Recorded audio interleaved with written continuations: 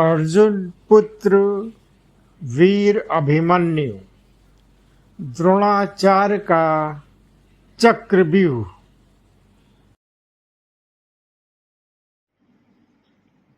नमस्कार। सिलसिला कहानियों का में आपका स्वागत है। मैं राजेश गुप्ता अपनी अगली कड़ी कहानी की वीर अभिमन्यु एपिसोड 2 प्रस्तुत करने जा रहा हूँ। जब सभी पांडव किंग कर्तव्य विमूढ़ के सभा में बैठे हुए थे और अर्जुन के बिना सिवाय इसके कि वे अपनी पराजय स्वीकार कर लें कोई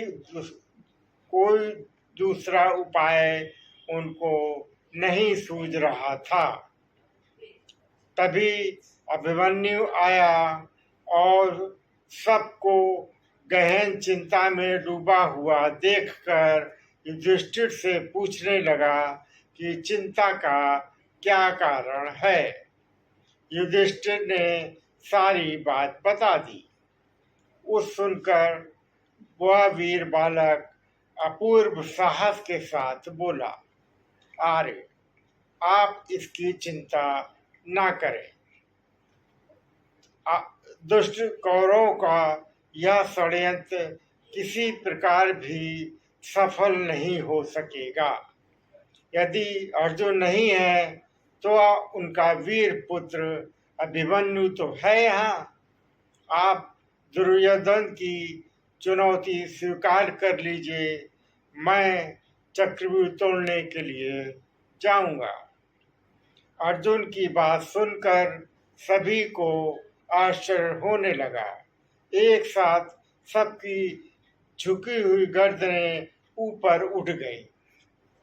फिर युधिष्ठिर ने इस अभिमन्यु की नादानी ही समझा। उन्होंने पूछा, बेटा, तुम्हारे पिता अर्जुन के सिवाय किसी को भी चक्रव्यूह भेदना नहीं जानता आता, फिर तुम कैसे इसका भेदन कर सकते हो। हाय, आज अर्जुन होता तो अपमान का घूंट नहीं पीना पड़ता। संध्या काल तक भी अर्जुन नहीं आ सकेगा और पांडवों की यह सेना जिसको लेकर वह प्रचंड वीर अभी तक युद्ध करता रहा है, अभी अपने अस्त्र डालकर कौरवों में पराजय स्वीकार कर ली। हाय हाय विधाता है। यह कहकर युधिष्ठिर अधीर हो उठे। उसी क्षण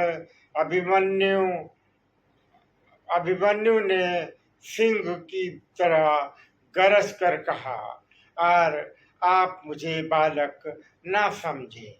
मेरे रहते पांडवों का गौरव कभी नहीं मिट सकता। मैं चक्रव्यूह को भेदना जानता हूँ।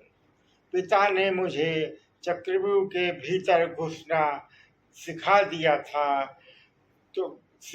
था, लेकिन उससे बाहर निकलना नहीं बताया था। आप किसी प्रकार की चिंता न करें। मैं अपने पराक्रम पर विश्वास करके चक्रव्यूह को तोड़ूंगा और उससे बाहर भी निकल आऊंगा।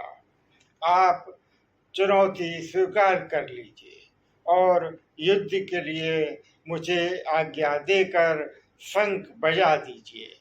उस दुर्योधन को संदेश भिजवा दीजिए कि वीर धनंजय का पुत्र अभिमन्यु उनकी सारी चाल को निष्फल करने के लिए आ रहा है।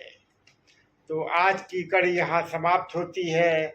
आप अगली कड़ी में हम फिर मिलेंगे। तब तक के लिए धन्यवाद।